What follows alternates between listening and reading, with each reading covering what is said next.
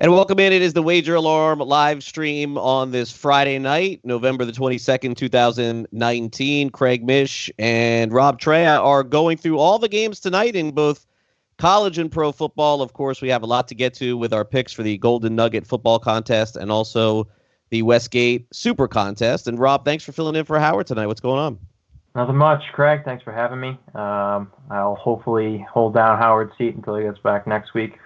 Best I can do. I'm sure you will. I mean, we had a great week last week in the Golden Nugget contest. We went 7-0 against the spread, and then we went 4-0 in the Super Contest. And then, Rob, we left it up to the Chargers on Monday night to give us a 5-0. And like many people before us, the Chargers end up hurting you. And it's just that kind of season for the Chargers where they end up burning someone along the line, and we got burned last week. That was the case with us. Yeah, it looks like Father Time has finally caught up to Philip Rivers out in L.A. at this point. Well, it'll be an interesting offseason, obviously, for Anthony Lynn and the Chargers, but solid week for both of you guys. I mean, it's not that easy going 11-1 across both contests. That's printing tickets and money at that point. Yeah. Good week for us. It's second time we've gone 7-0 in this contest, and now we are sitting above 500, trying to get back to about 56, 57%. And let's kind of take a look at the games. We'll start off by going through our picks for the Golden Nugget football contest. And first of all, let's just kind of talk about college football in general, Rob. At this stage of the game, I think we pretty much know who the contestants are for this championship in terms of the college football playoff. There's about 6 or 7 teams that legitimately still have a chance to get in it.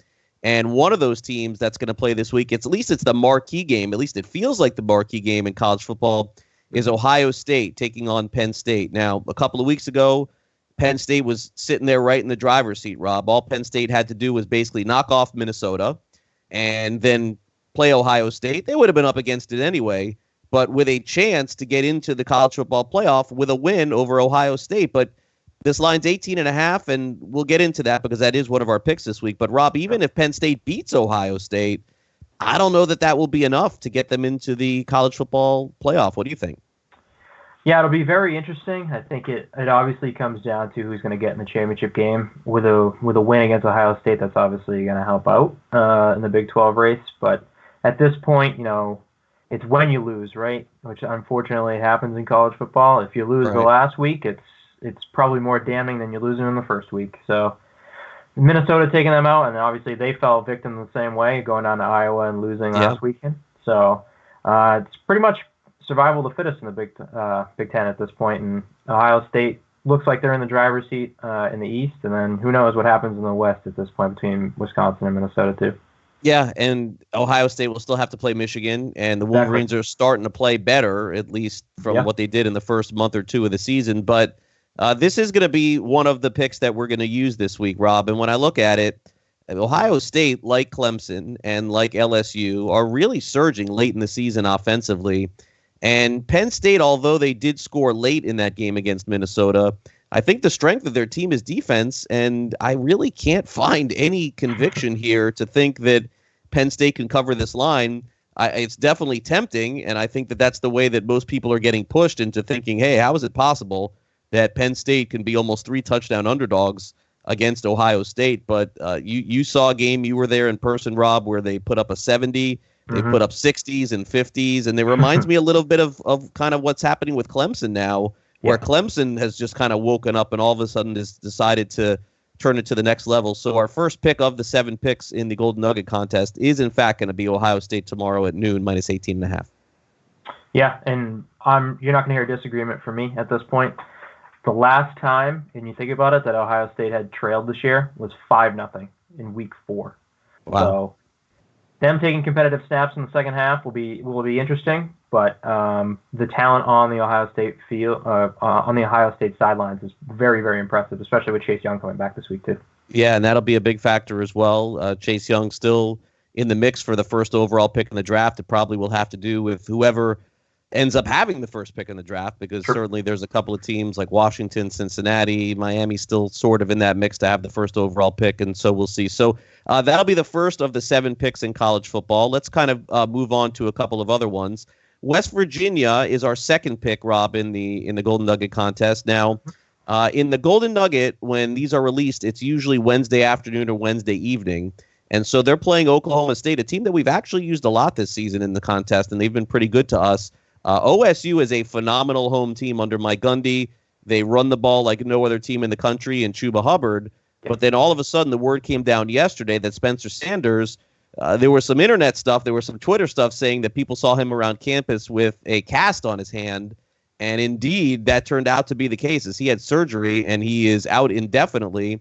He's going to miss their last 2 games. There's still a chance that he could play in their bowl game, but he is out of this game. That line switched immediately. It went down from West Virginia +7 to +6. Now it's 5.5.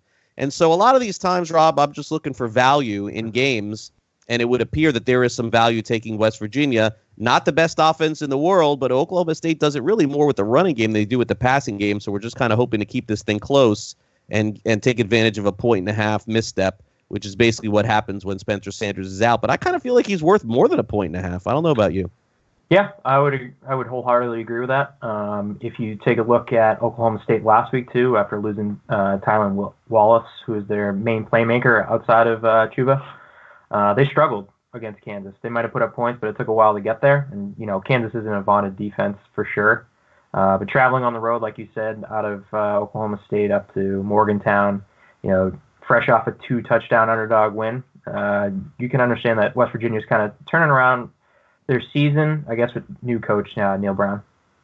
Yeah, they'll have to win a couple games here at the end to make that fully come to fruition there. But we're going to take the +7 there. So that's pick number 2. Our third pick is going to be a little bit of a dicey one. And really what we've done here, Rob, is the last couple of weeks, what we've done is we've gone with a little bit of a home team biggest game in their stadium in a long time narrative, and we're 2 for 2 on that. So we went with Minnesota 2 weeks ago. We went with Baylor last week. I know they fell apart in the end, but Baylor getting those points was a monster.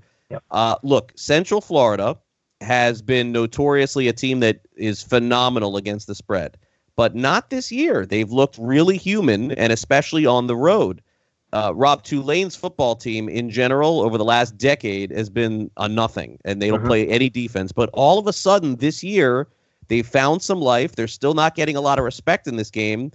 There's certainly a chance that UCF just runs them out of the stadium. There's no doubt. But this will be the most pumped up these kids have been in New Orleans in a long time. This is the biggest game they've played with a chance to win and get to a decent bowl game in a long time. And so they're getting 6 points in this game. We're going to ride with the Green Wave in this one. Take a little bit of a shot. Yeah, another home dog that's always live. UCF has the speed, and like you said, they've been a cover monster, but not this year, losing first on the road at Pitt, which was really surprising, and then obviously they've lost last week at Tulsa. So I think you're definitely in a good shape here, Craig, going with Tulane, who can run the ball very well. So. Yeah, they run a lot, and so you got to hope that there's no 2-point conversions or any of that nonsense. It was kind of 6.5 going back to 6. I think I see solid 6 at this point. So our third pick in the Golden Nugget football contest will be Tulane plus the points, +6. Our third pick is actually Tulsa. We're going to go with Tulsa here. As you mentioned, they looked really good last week.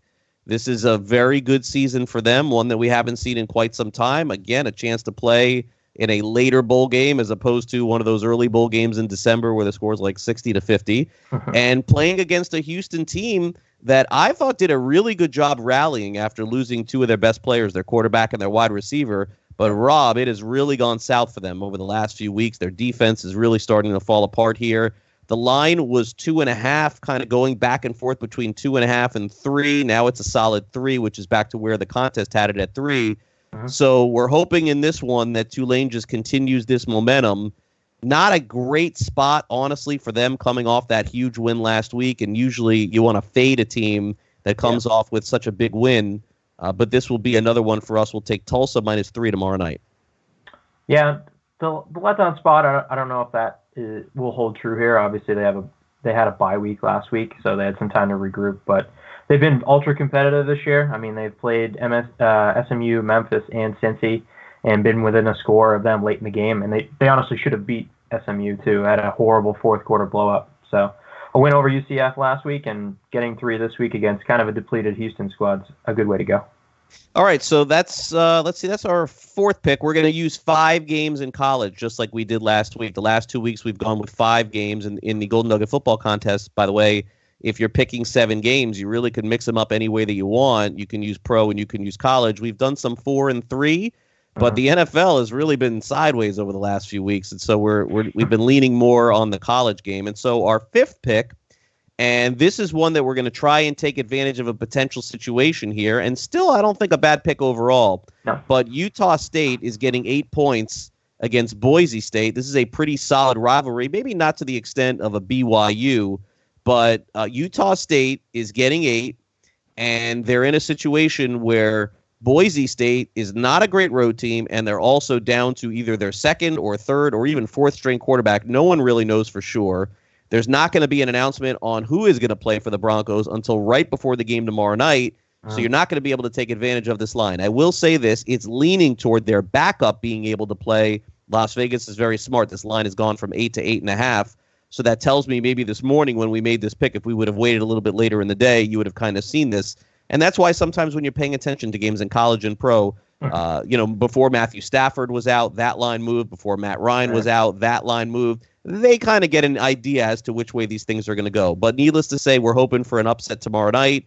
Another underdog at home in college, as we'll take Utah State tomorrow night, +8 against Boise State. Yeah, and Craig, it's a pretty big game for Utah State too. A win forces kind of a 3-way tie along in the Mountain West Conference, so it doesn't allow Boise to go straight all the way through to the conference, and kind of depends on what Air Force does earlier in the day. So Jordan Love as a QB, with the talent that he has there, taking another live home dog is also a good idea. Yeah, Rob, Love this year has not been nearly what anybody thought. His numbers are going to be really ugly, touchdown versus interception at the end of the season. And he was projected to go maybe as the number 1 or number 2 overall pick. That's quieted a little bit, and I think Herbert has jumped ahead of him. Yeah. I don't know about you, but I think the bowl game coming up, and I think that combine could change everything. This is the kind of game that could also move him up a little bit. It's been disappointing, but it feels like it's trending toward him being one of these super duper combine guys that gets moved up because of that, because his stats this season aren't really that good. Yeah, another guy kind of out of the blue, just like a Josh Allen who came out of Wyoming, also from the Mountain West. So you're looking at talent at that point comparatively. The wide receivers at Utah State aren't going to compare to the same guys at Ohio State. So tape might not look good, but you get them in a combine setting, they're going to have the right talent there. Right. Okay, so that caps off our 5 college picks for the week. So again, West Virginia +7, Tulane +6, Tulsa -3, Ohio State -18.5, and Utah State +8. Those are our 5. And so here are our 2 picks for the Golden Nugget contest. And again, we're trying to get the very best lines here. Now, a pick that we're going to use in both contests, and we'll talk about this extensively. Now, Rob, this to me is one that we're going to lose this one because I don't get it. This is one of those lines that I looked at. Now, I felt that way last week about the Jets too, and that was a win. Usually when we go with a game that looks just so wrong, it's usually a loser. And ironically, I could not understand. And by the way, the Redskins, who were favored last week against the Jets -2.5, the Redskins will not be favored in an NFL game probably for a year after that performance last week. I don't know how they were favorite, and they were getting bet up in that week too. I don't understand how it went from 1.5 to 2.5. This is the one for me, the Giants. I'm not a Giants fan. I don't think the Giants are good at all. And I think that playing against a good offensive team, they're going to be in big trouble. The Bears' defense has been okay. It hasn't been as good as it was last season, but it's a solid squad. It's a top 10, top 15 squad in the NFL. I've watched enough Bears football in the last 6 weeks. I cannot make the Bears more than a point or 2 favorite over anyone in the NFL, Rob. And they're laying 6.5 points to the Giants in this game. I have a feeling when tomorrow afternoon at 5 o'clock, we're going to check the Super Contest. They're going to be the number 1 pick team. Road dogs in the NFL are covering an incredible amount this season, almost 65%. But it just looks so wrong. When I looked at it, I made the Bears a 3.5, 4-point favorite. I'm getting almost a touchdown in this game. Yeah. I mean, if the Giants go up 10-3, really? I don't know. Maybe, is it just, Rob, that the Giants defense is that bad? It has to be. I can't see anything else. Yeah, I mean, especially from the Sunday night display against the Rams, where Trubisky and squad really didn't put up much of a fight. Nothing. They had 30 plus plays in the first quarter and 0 points, right? So Mitch's little hip injury will be really interesting. But if you're taking a touchdown here against a team that honestly they just can't score, they can't do anything. Where you have talent in Jones and obviously Saquon's around, and Sterling Shepard should be back this week. You're going to get a pretty good fight from a good offense.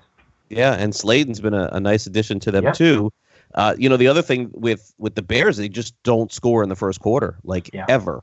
So if the Giants can get anything going at all, you get yourself a 7 or even a 3. I think you got a good shot here. Yep. So our first pick will be the Giants plus 6.5 in the Golden Nugget contest. Last week, my favorite pick, which we used in both contests, was the Falcons getting 5.5 points against the Carolina Panthers. And this week, I am going right back against them because it is a week-to-week league, Rob, and I don't ever look at the week before as something as an indicator. No grudges. I watched the Falcons play 2 weeks ago against the Saints. They played better defense, but the Saints did get the ball in the red zone 7 times and kicked 4 field goals. So It's not like they didn't stop. They stopped the Saints. They did a great job in the red zone. Last week, I give them all the credit in the world, although they picked off Kyle Allen 4 times. Nobody in the NFL's thrown more interceptions than Kyle Allen in the last 3 weeks. So does that just build into my narrative, or does it make a case for Atlanta? I'm not sure. I don't know how Atlanta goes from 3 weeks ago looking like the worst team in the NFL to being more than a 3-point favorite against anybody in the NFL. And I get it. Winston, he's going to make mistakes. He's probably going to end up costing his team the game. But I think Tampa Bay has a good shot to cover this game, and I don't think that Atlanta should be more than a point or 2 favorite at all, if at all, in this game. 2 weeks ago, this is a pick'em game. Yeah. So I'm going to go right back, and I'm going to fade Atlanta in this one. I'm going to say congratulations to what they've accomplished, but just because this coach has given up the defensive play calling, that is not enough to me to lay 4.5 points. So I want to go to Tampa in this one and hope that they lose by a field goal in the end. What about you, Rob? What do you think? Yeah, I mean, Tampa traveled up to Seattle and lost in overtime, lost the cover there. But you would figure that game was a little bit more difficult. You had interdivision here, no Hooper, no Freeman. The Falcons are kind of shorthanded. And like you said, their defense, although they're not allowing points, they're certainly allowing a ton of yards.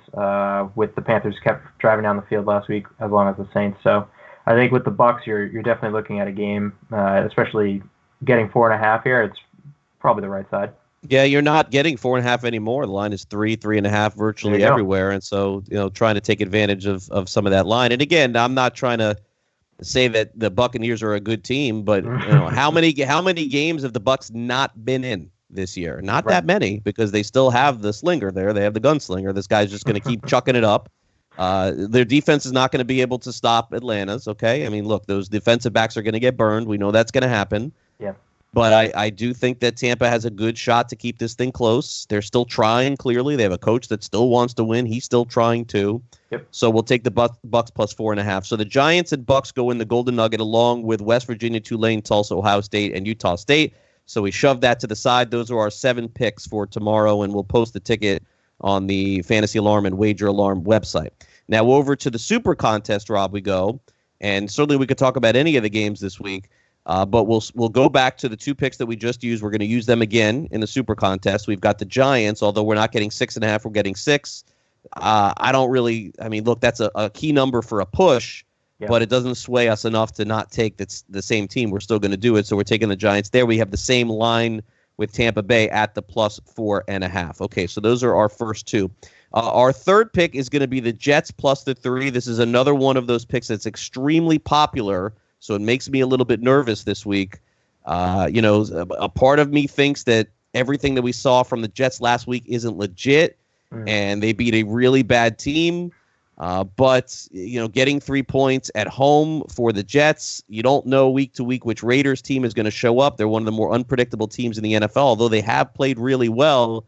Really hard to back teams coming off wins against bad teams, but New York is still getting 3 points at home, and we're going to have to hope for some turnovers on the Oakland side. Yeah, to your point, Craig, about playing bad teams, I mean, the Raiders are coming off a win against the Bengals squad that was into that game late, right? So, Yeah. Traveling cross country, West Coast to East Coast, with the amount of travel that the Raiders have had this year, has been pretty crazy. But it almost feels like a look ahead spot too, because next week they'll get the Chiefs for a big AFC West game. So Jets home dogs, anywhere you can get a dog at this point in the NFL is a good spot, especially a home dog. Yeah, for sure. So we're gonna do that. And look, I mean, that's just one of those games that I look at it. And there's just you have to pick 5. That's just what it comes down to. You don't feel comfortable with some of the other ones. So Jets +3 at home. We're gonna fade Washington this week. We're just gonna take the Lions in a straight fade. This isn't really a pick for Detroit as opposed to a pick against Washington. But the Lions, look, with Driscoll, have looked pretty good. The Lions are going to be required to go up some points in this game, and as long as they do, I think we're okay. If we're in a close game, they're not going to cover this 3.5 point spread. Yeah. But we're kind of hoping that the same thing plays out as last week. Yeah, and with the Redskins, you're pretty much getting Bill Callahan football. Run the ball the first 2 times and hope Dwayne Haskins finds somebody on third down. The Lions made a pretty decent defense, and the Cowboys look average last week with Jeff Driscoll being able to run the ball. So I think the Lions, like you said, you're playing against the Redskins at this point. If they get up early, the game's pretty much over because the Redskins just can't find a way to score points late. No, they can't. And Detroit's defense is not nearly as good as the Jets will be. We understand that. But I think that they are able to do enough. And look, I just can't trust anything that Washington's doing right now. So yeah. Lions -3.5. And Lions have been in every game. They've lost a lot of close games this season, including the one to Dallas. Weird going for 2. Going for 2. I don't understand why they're doing this, Rob. This whole looking at the metrics thing. Like You're down. You're going to be down 7 if you score a touchdown and kick an extra point. Instead, they go for 2. They don't get it. That gives Dallas the cover. It's got to make it berserk if you had Detroit last week. But that's what happened.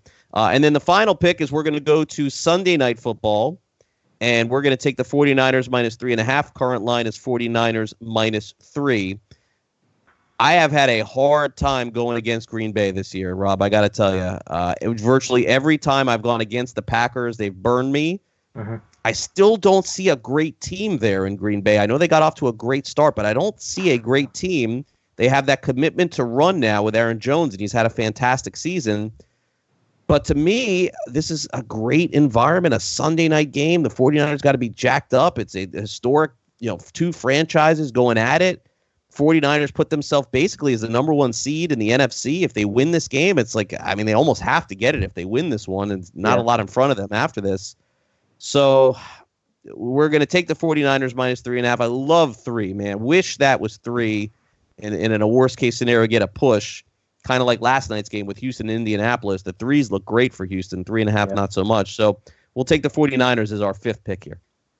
Yeah, and you just got to hope at this point that everybody who's on that injured list comes back healthy at this point between, Sanders, Kittle, and, Deebo Samuel was actually on it earlier this week too. But the last time the Packers traveled to the West Coast was a no-show, right, against the Chargers, your favorite team. So got to kind of hope for the same, especially off the bye week. Maybe they're just a little rusty at this point, but the Niners D can kind of recuperate after that loss Monday night against the Seahawks. Yeah, we always make sure to take a couple dogs. We got 3 this week. So super contest picks, and again, we'll post them on Wager Alarm, Fantasy Alarm. And here they are: Giants +6, Jets +3, Bucks +4.5, Lions -3.5, and 49ers -3.5. Okay, so Robin, the last couple of minutes, any NFL lines or any other interesting topics around the league that you're looking at here? I like to play totals a little bit, okay. Not necessarily sides. Like we were talking about earlier, the whole Tampa-Atlanta game. Total's 52. Which is pretty crazy to think that Tampa only has a team total of 24 in that game predicted. That's a side that I would take a look at, especially, Atlanta giving up so many yards. They're going to break at some point. It's not the whole Matt Patricia Patriots defense from back in the day, the bend but don't break. Atlanta's going to break at some point. They're just not talented enough on defense. So. Yeah, the Bucks have gone over more than any team in the NFL this season, and so you can't make their total too high. Interesting unders also. I mean, that one of the ones that I was looking at earlier, and it's gone down quite a bit. You're getting it in the 30s, but I mean, how in the world does Pittsburgh and Cincinnati go over that total on Sunday? I mean, where is the explosiveness? Where are the players on that team? And I mean, you think about it from Cincinnati's perspective, they're missing their quarterback and best receiver from last year, from 1 year ago. Yeah. You take them away from the equation. We know what Cincinnati's looked like defensively, and that's what could push this over. Yeah. You remove them. Look what you're removing from the Pittsburgh offense from a year ago. 1 year ago right now, you're removing the quarterback, both receivers, the center, and the running back. I mean, it's incredible. So to me, does Pittsburgh score 2 touchdowns in this game? I don't see how they do it. Yeah. So it feels like an under to me in that one, but that thing's creeping way down under 40, 39 points or things like that. Any other games before we get out of here? Kind of interested about the Finns again. I backed them earlier in the year, and then Ryan Fitzpatrick took the bench.